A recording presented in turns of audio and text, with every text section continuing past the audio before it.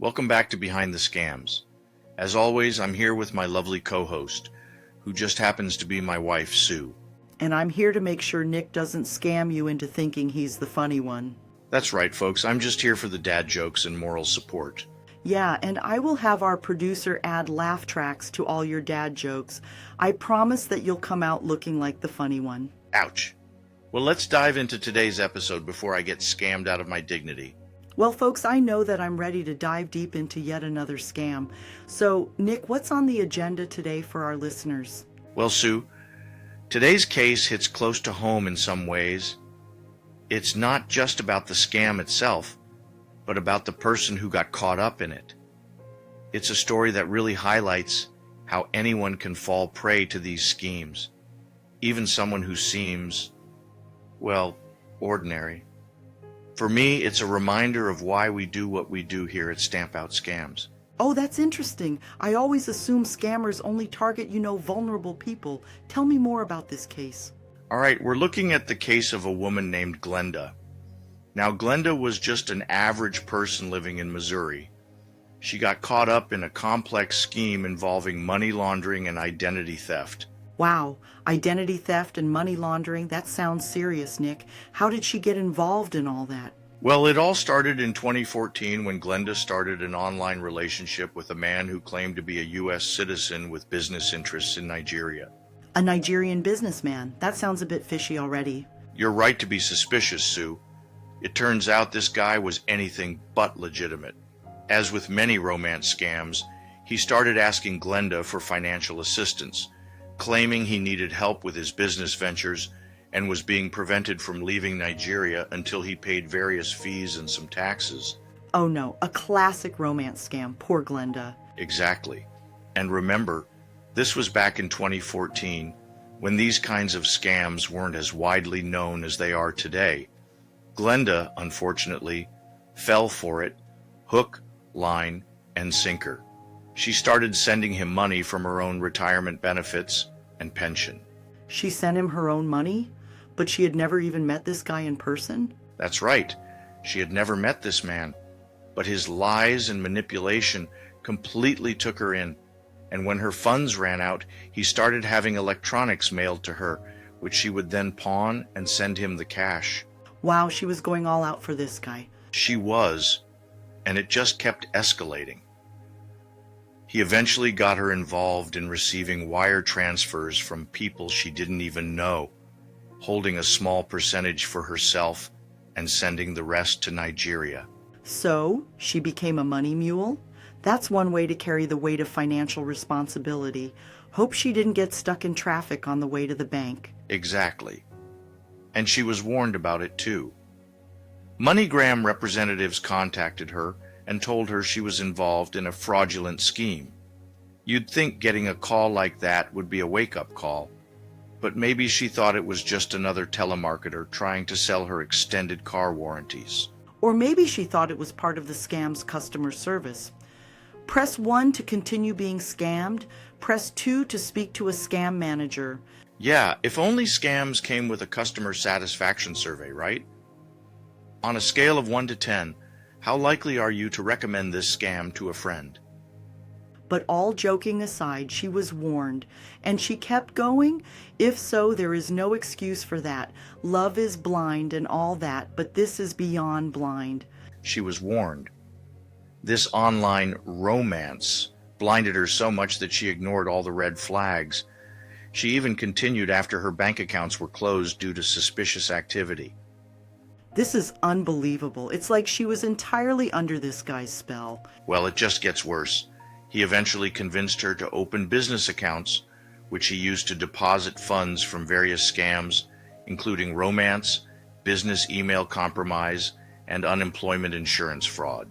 So not only was she being scammed herself, but she was also helping him scam other people? Sadly, yes. Even after being warned by the Secret Service and the FBI, she continued participating in the scheme, which to me is shocking. One thing I wanted to ask you about, Nick, is how you were involved in this sort of work. Money laundering, financial crimes, all that interesting stuff people love to hear about. You know, with my 25 years in law enforcement, mainly investigating financial crimes, I've developed a keen eye for these sorts of scams. In fact, I spent 3 years as the National Money Laundering Coordinator in Washington, D.C., so I've seen firsthand how these operations work. It's why I'm so passionate about educating people about these type of scams. Nick, just what is a suspicious activity report? I am curious because I have heard this term before in other cases and wondered just what they were. A suspicious activity report, or SAR, as they are commonly referred to, is a document that financial institutions must file with the Financial Crimes Enforcement Network, or FinCEN, when they detect potentially suspicious or unusual activity that might indicate money laundering, fraud, or other financial crimes. That's interesting. Explain to our listeners why banks are required to file these suspicious activity reports. Banks are required to file these reports to help law enforcement agencies identify and investigate illegal activities. By reporting suspicious transactions, banks play a crucial role in preventing financial crimes and protecting the financial system's integrity. Well, as agents, we continually reviewed these documents because the suspicious activities indicated in the reports are information that law enforcement needs to follow up on. Glenda's suspicious activities at banks and wire remitters might be how she came to the attention of law enforcement, but I am not sure. So, they might have initially gone there to question her about just what the hell she was up to. So do you think that is what happened to poor old Glenda? It might have been. Either way, she was put on notice and should have been smart enough to stop it immediately. Well, Nick, I know I would be scared stiff if two guys in cheap suits knocked on our door and flashed badges. Most people would be. It didn't seem to faze Glenda. This story is both heartbreaking and questionable. How could she be so naive and unaware? Well, that's the thing about scams, Sue. They prey on our emotions, our vulnerabilities. In Glenda's case, it was this desire for love and connection that clouded her judgment. She wanted to believe this guy was who he said he was, and she was willing to overlook all the warning signs. And let's not forget, scammers are experts at what they do. They know exactly what to say and how to say it to gain your trust and exploit your weaknesses. It's a good reminder that anyone can be fooled, isn't it? It is. It's important to remember that shame and embarrassment often prevent victims from coming forward. Glenda's case is a perfect example. She was likely embarrassed and ashamed of being deceived, which may have made it harder for her to break free from the scam. That makes sense. It's like a vicious cycle. Exactly. And that's why it's so important to talk about these cases, to raise awareness and let people know they're not alone. If you think you've been scammed, don't hesitate to ask for help. There are resources available to support you. So what happened to Glenda? Well, the sad story continues to get even more depressing. What do you mean? Less than 6 months after MoneyGram's warning, Glenda's new Romeo persuaded her to open a bank account, claiming that he needed her help with his business endeavors. As a result, she agreed to open the account, and in August of 2015, she deposited a counterfeit check in the amount of almost $46,000 into her bank account, which, by the way, the scammer had sent to her. Wow, that's a classic. Was she able to withdraw the money from the counterfeit check? Well, Sue, fortunately, she could not withdraw funds from the account. In fact, her account was closed after the bank representatives advised her that she was involved in fraudulent activity. So, Nick, this is so crazy. What happened next in this love story gone wrong? Well, Glenda eventually opened multiple personal bank accounts at different financial institutions. Okay, Nick, why would she do this? Well, Glenda later admitted that she was hoping to help her Romeo and protect their relationship. This protection went as far as identifying the scammer by false names when she was interviewed by bank representatives and local law enforcement officials. So let me get this right. Despite the repeated advice and warnings of bank representatives and law enforcement agents, as well as the impact to her credit history, Glenda deliberately ignored the warnings and continued to believe the false information provided by the scammer. That's exactly right, but it doesn't end there. What, there's more? Oh yes. The scammer convinced her to register herself as the sole owner of a property investment business with the Missouri Secretary of State, obtain an employer identification number from the IRS, and then, following his instructions, use this registration and number to open business accounts at various banks. Wow, that sounds like a conspiracy to commit money laundering. Right on the money. No pun intended.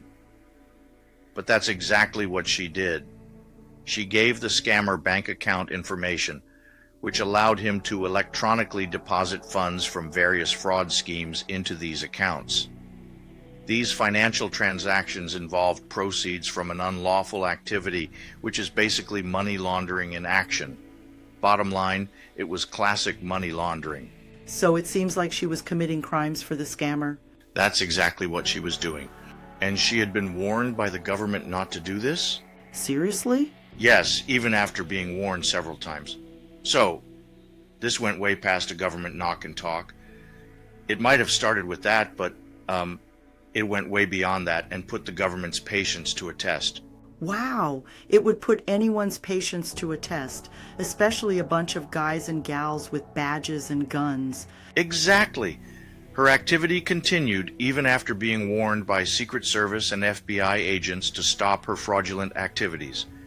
Glenda later admitted that when agents returned to her home on February 23, 2021, she had 3 letters containing unemployment benefits debit cards.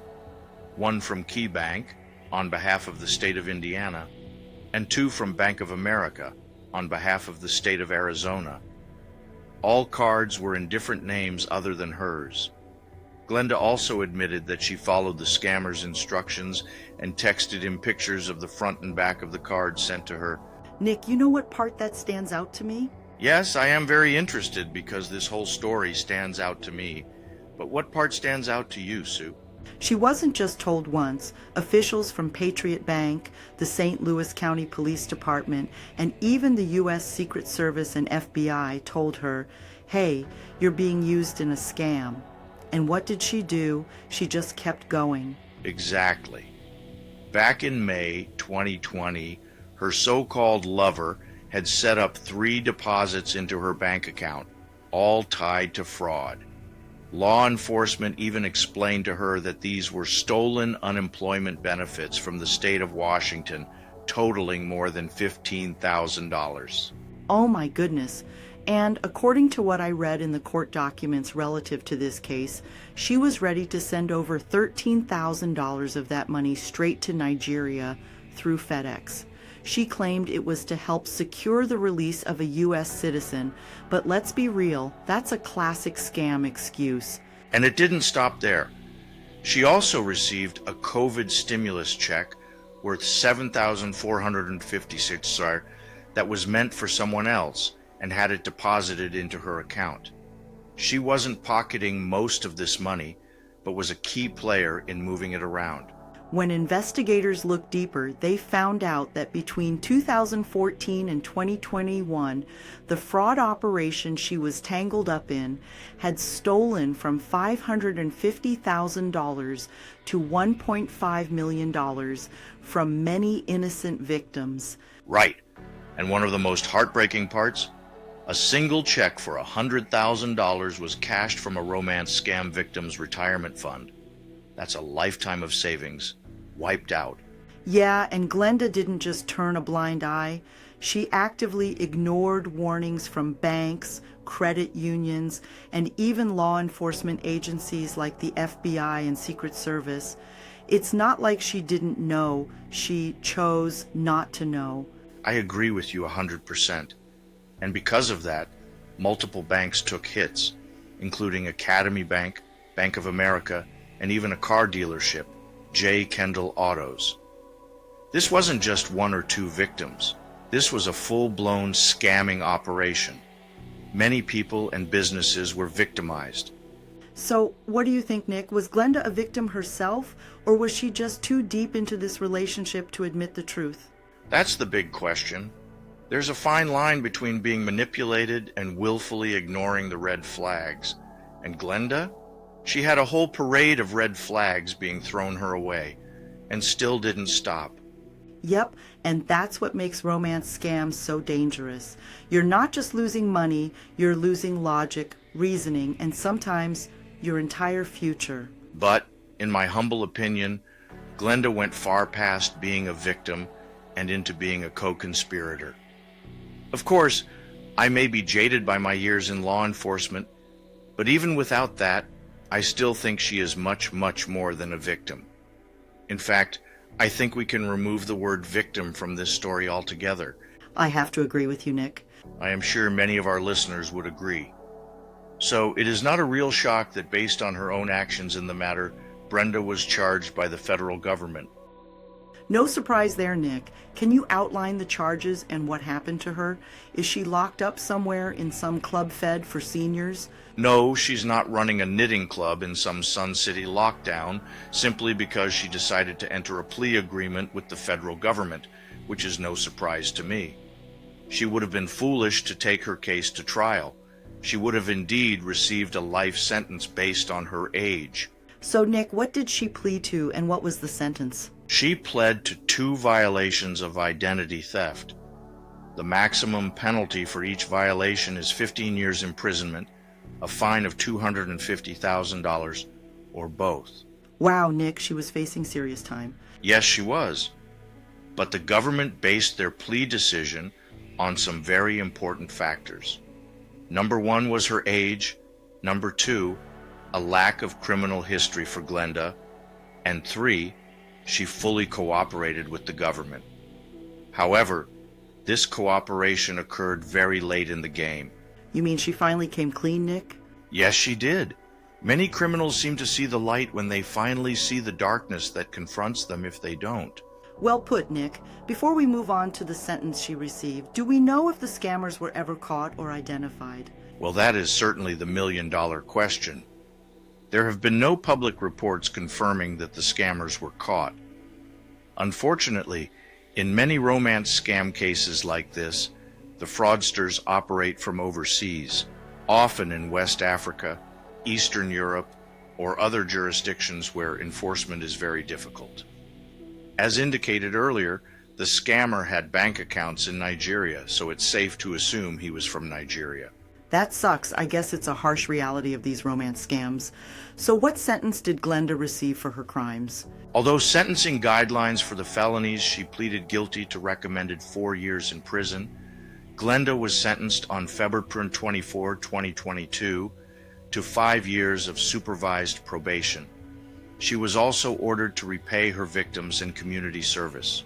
Boy, she went from an online romance to being a convicted felon. Well, that's what happens when you commit felonies in the name of love. A fine example of looking for love in all the wrong places. Anyways, this case is a tragic reminder of the devastating consequences of scams. Not only can they cause financial ruin, but they can also lead to criminal charges and imprisonment. This is not the only case where this has happened. There is more. We hope to cover these cases in later podcasts. So what's the takeaway here, Nick? Before we get into that, one of the things the government required G to do was make a public service announcement video for the FBI, which she did. A public service announcement. Now that's a good idea. I like the government's creativity. So do I. Let's listen to the audio from the FBI's public service announcement. Okay, and this will be her actually talking. Nick, it's not an actor or stand-in, right? Yes, it's actually her talking, and it's less than 2 minutes, so it's not too long. Let's take a listen. My name is Glenda, and I'm 81 years old. In 2014, I met the love of my life online, and he told me that he was a U.S. citizen and was working in Nigeria. He asked me for money to help with his business and help leave Nigeria.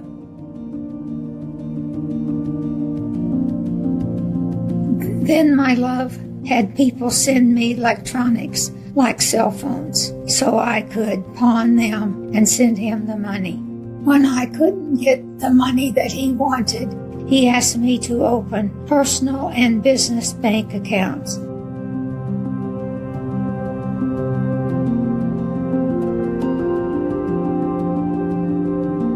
Since 2015, bank employees, local police officers, and federal agents told me that my love was a scam and that I needed to stop or I could go to jail.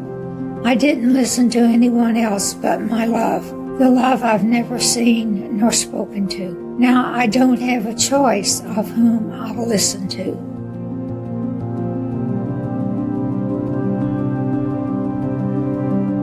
On November the 2nd, 2021, I pled guilty to 2 federal felonies.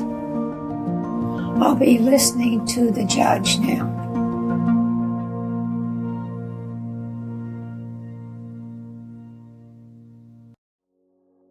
To me, she almost sounds contrite, but I think 2 federal convictions and a court order to comply help her tone and attitude quite a lot.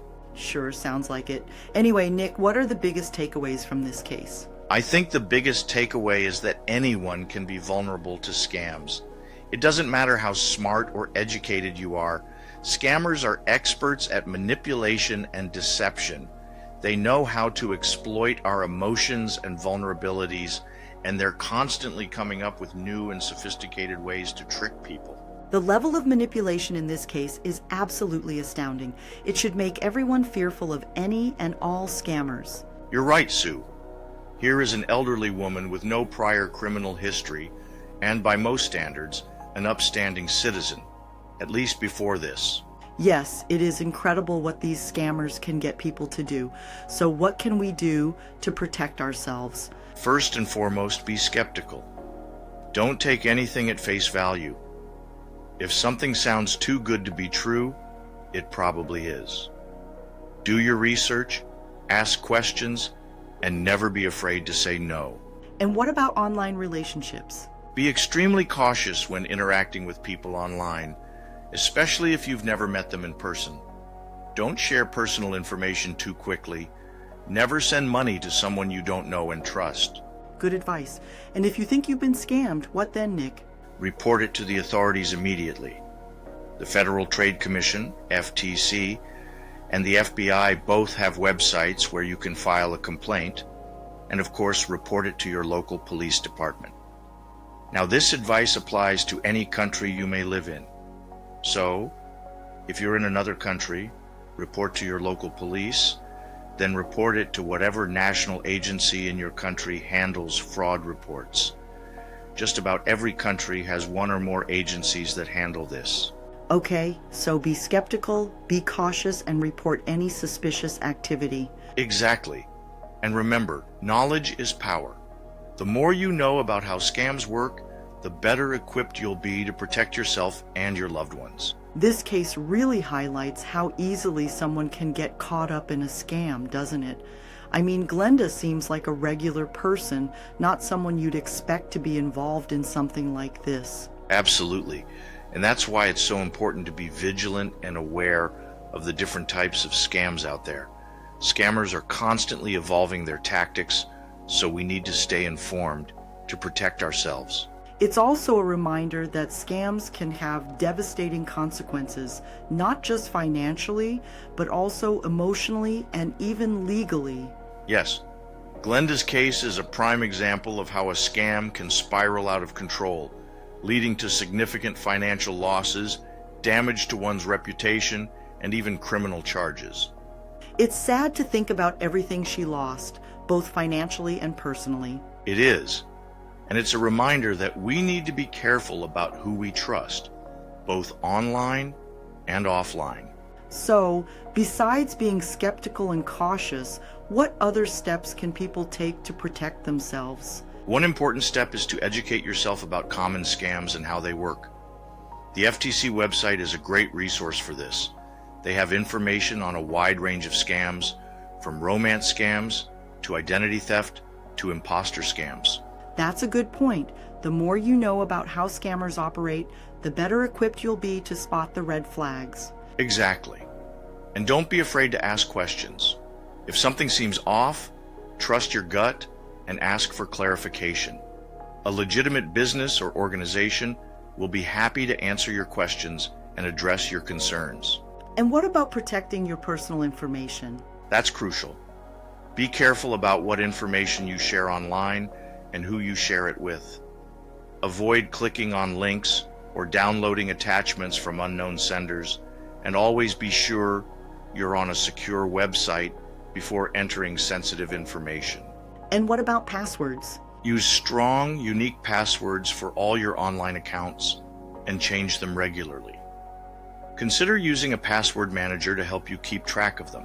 Those are all great tips, Nick.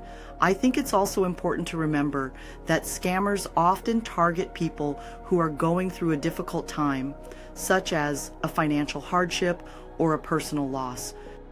That's a good point, Sue. Scammers are experts at exploiting vulnerabilities, so it's important to be extra cautious during times of stress or emotional distress. They might sense desperation or loneliness, and they'll use that to their advantage. And if you do fall victim to a scam, don't be afraid to reach out for help. There are resources available to support you, both financially and emotionally. Absolutely. The FTC, your local police department, and various consumer protection agencies can aid and guide to help you recover from a scam. Speaking of law enforcement, Nick, I know you have a lot of experience in this area.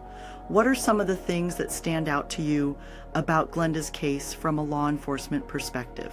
Well, Sue, one thing that jumps out at me is the sheer number of red flags that Glenda ignored. From the beginning, there were warning signs that this online relationship was not what it seemed. The fact that she never met this man in person, that he was asking for money, that he had her involved in receiving wire transfers from strangers. These were all major red flags that should have raised alarm bells. And yet she continued to trust him. Exactly. And that's something we see time and time again in these cases. Victims often become emotionally invested in the scam and are willing to overlook even the most obvious warning signs. In Glenda's case, you can see a clear progression. Talk about that clear progression, Nick. I think it's important to cover. Well, the scammer started with small requests, seemingly innocent, like needing help with business expenses. Then he escalated to needing help with fees and taxes to be able to leave Nigeria. By the time she was pawning electronics and wiring money to unknown individuals, she was in too deep. So, Nick, each step of the way, the scammer tested her boundaries, seeing how far he could push her. Yes, he was. This is a very common tactic among scammers. It's like they're blinded by the scam and the potential for everlasting love. Precisely. And that's why it's so important for law enforcement to be proactive in educating the public about scams and how to avoid them. We need to help people recognize the red flags and empower them to take steps to protect themselves. We need to teach them how to question, how to verify, and how to say no. I imagine it must be frustrating for law enforcement officers to see people fall victim to these scams, especially when there are clear warning signs. It is frustrating, Sue, but it's also important to remember that actual victims of scams are not to blame. Scammers are master manipulators who prey on people's emotions and vulnerabilities. Our job as law enforcement officers is to hold the scammers accountable and help victims recover from these crimes. And that's not always easy. These scammers often operate from overseas, making it difficult for them to track down and prosecute. And what about Glenda's case precisely? What are some of the lessons that law enforcement can take away from this? Glenda's case highlights the importance of early intervention. If law enforcement had been able to intervene earlier in the scam, it's possible that Glenda could have been spared from the devastating consequences she ultimately faced. If someone had intervened when her bank accounts were first flagged or when MoneyGram issued their warning, the trajectory of this case might have been different. but there is no denying she was given plenty of chances. So what can be done to improve early intervention efforts? One key is to encourage people to report suspicious activity. Often victims of scams are reluctant to come forward because they're embarrassed or ashamed. We need to create a culture where people feel comfortable reporting scams without fear of judgment. We must emphasize that it's not their fault, and that coming forward can help prevent others from falling victim to the same scheme. That makes sense. You know, Sue, through our nonprofit and throughout my career, I have spoken with many, many victims. I have seen some prevalent traits among the victims I have dealt with. For starters, a lot of folks who get scammed are feeling lonely or emotionally vulnerable. Scammers tap into that need for connection, especially in romance scams. That's interesting, Nick. What else have you seen in the victims you have come in contact with? Well, then there's the trust factor. Some people naturally defer to authority, so when someone calls claiming to be from your bank or even the government, you might not question it as much as you would normally. This has happened to me. I know that when I get the call, my mind may focus on the caller and the content of the caller's discussion. I lose focus on whether this caller was legitimate or not. My mind begins to drift. It's a very common human reaction. That's interesting, Nick. That very same thing happens to me. I'm not surprised, Sue. Another thing I've noticed is that either a lack of digital know-how or even overconfidence can be a problem. People might think, I'm too savvy to fall for this, and that can lead them to overlook red flags. And if you're under pressure, maybe stressed out or rushed, you're more likely to make snap decisions that turn out badly. Yes, you are. One more point. If you've been scammed once, chances are you're on a victim list and might get targeted again. It is a known fact that scammers have a list of people who have already been victimized. They share this list with other scammers and scamming groups. These guys are so organized. To them, this victim list is like a company buying marketing reports. Excellent analogy, but you're essentially correct. Finally, folks facing financial difficulties or chasing quick wins are prime targets because scammers promise them an easy way out. What about the role of financial institutions in preventing scams? Financial institutions play a critical role in combating scams. They are often the first line of defense and can help identify and report suspicious activity. Law enforcement must work closely with financial institutions to share information and develop strategies for preventing scams. They should also keep a closer eye on their older adult customers and question them about suspicious transactions they might observe. You mentioned suspicious activity reports. The bank probably filed them on poor old Glenda. Banks were likely filing suspicious activity reports on Brenda's banking activities. However, suspicious activity reports being filed may not help if the bank doesn't speak directly with the customer about their suspicious activities. It should all be part of the bank's KYC policies, which stands for Know Your Customers. The best way to get to know your customers is to actually talk with them directly. I know this isn't always possible, especially with real busy banks. Nick, does law enforcement actually use the information in suspicious activity reports? Yes, they do. Suspicious activity reports are a fantastic tool for law enforcement. They are filed into a system and accessible by authorized law enforcement agencies. However, from the customer standpoint, if the situation allows, talking directly to the customer and asking them how they are doing, what they're up to, is everything all right, might encourage the customer to speak up. Could that possibly backfire on the bank? It could, and that is where the dilemma for banks arises. It could spook the customer, make them fearful, etc. So, each situation is different and should be handled on a case-by-case basis and at the bank's discretion. It's also important to remember that scammers constantly evolve their tactics, so law enforcement must stay ahead of the curve. But I am sure I am not telling law enforcement anything they don't already know. Unfortunately, many law enforcement agencies suffer from a severe lack of funding and resources. So, as consumers, we all need to be constantly learning and adapting to new trends in scams. That's why it's so important for law enforcement agencies to also invest in training and resources to keep officers up to date on the latest scams and how to investigate them. This is all very challenging for consumers and for law enforcement. But it's also gratifying to know you're making a difference in people's lives. From our organization's perspective, when we can stop a scam or help a victim recover from one, it is all worthwhile. Now, going back to Glenda's case, you mentioned that she wasn't sentenced to prison. Do you think that was a fair outcome? That's a complex question, Sue. On the one hand, Glenda participated in illegal activities and caused harm to others. On the other hand, she was also a victim herself, and the scammer clearly manipulated her. The justice system needs to consider all of these factors when determining an appropriate sentence. I imagine there's a lot of debate about addressing these types of cases where the perpetrator is also a victim. There is.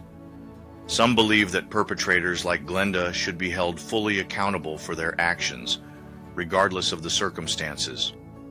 Others believe that the focus should be on rehabilitation and helping them to understand how they were manipulated and how to avoid falling victim to scams in the future. It's a tricky balance to strike. It is, and there's no easy answer. But it's important to have these conversations and continue exploring ways to improve our response to scams, both from a law enforcement perspective and a societal perspective. You know, it's interesting because when I was reading court documents and online articles about Glenda's case, it mentioned that she was actually in her 80s when all of this happened. To me, this is a very shocking aspect of the case. Yes, she was in her 80s. This just added another layer of complexity to the case. It does. One article I read talked about how Brenda was lonely and isolated, which might have made her more vulnerable to the scammer's advances. That makes sense. Loneliness and isolation can make people more susceptible to scams. Scammers often prey on people who are feeling vulnerable and looking for connection. Many victims I have dealt with through our organization have expressed these very feelings of loneliness and isolation. The article also mentioned that she had some cognitive decline, which might have impaired her judgment. That's another important factor to consider. Cognitive decline can make it difficult for people to recognize red flags and make sound decisions. It's something that law enforcement and the courts need to be aware of when dealing with elderly victims of scams. It really makes you think about the challenges of aging and the importance of having a support system in place. It does. We need to do a better job of protecting our elderly population from scams. That means educating them about common scams, providing them with resources and support, and ensuring they have someone they can trust for advice. Well, this case has undoubtedly given us a lot to think about. It has. Hopefully it will encourage our listeners to be more vigilant and take steps to protect themselves and their loved ones from scams. One thing we can encourage our listeners to do is visit our website at stampoutscams.org. It has tons of resources relative to this type of scam. It sure does. We have lots of helpful information, from regular feeds of scam news, blog postings, podcast postings, and our new AI-powered chatbot. Briefly explain how the AI-powered chatbot works. I thought you would never ask, Sue. Well, take it away, Nick. At stampoutscams.org, we've developed an AI-powered chatbot that acts like your personal scam research assistant, available 24/7. It's powered by Chatbase, which means it's constantly learning from an extensive database of scam reports, fraud alerts, and real-time consumer warnings. In non-geek talk, explain how it works. I'll try, but you know I love geek speak. But I will definitely. Our AI-powered chatbot is named Sam. The chatbot is at the bottom of each of the site's pages in the right-hand corner. Just look for the little smiling guy in a suit. Click on him, and he will enlarge with a text message field. Just type in your question and click the send icon. Sam will quickly generate your answer. Okay, sounds simple enough. It's a lot like using ChatGPT or Gemini by Google. It's straightforward. You type in a question. Maybe you got a weird email, a suspicious phone call, or you're wondering if that investment opportunity is too good to be true. You can type in your question or copy any text from an email or message and put it in the SAM text field and click send. SAM will instantly pull relevant scam data to give you an answer. It can identify red flags, provide background on known scams, and even guide you on what to do next. Nick, that is a fantastic tool, isn't it? It sure is. Think of it as a fraud investigator in your pocket, helping you make safer decisions without having to dig through a bunch of articles or government sites. Whether it's romance scams, crypto fraud, phishing emails, or any other con out there, our chatbot helps cut through the confusion and gives you reliable, up-to-date info, all in plain English. Our goal is simple at Stamp Out Scams, to make scam prevention as easy, fast, and accessible as possible. You don't have to be an expert in fraud to protect yourself. Just ask our chatbot, and it'll do the research for you. Bingo! It's a no-brainer. Everyone should be using it, especially seniors. It's so easy to use. On that note, this is the end of this episode. It sure is. Thanks for joining us on Behind the Scams. We hope you found this episode informative and helpful. This is Nick saying, bye for now. And this is Sue saying, stay safe, stay alert, and stay scam-free. Thank you, and bye for now.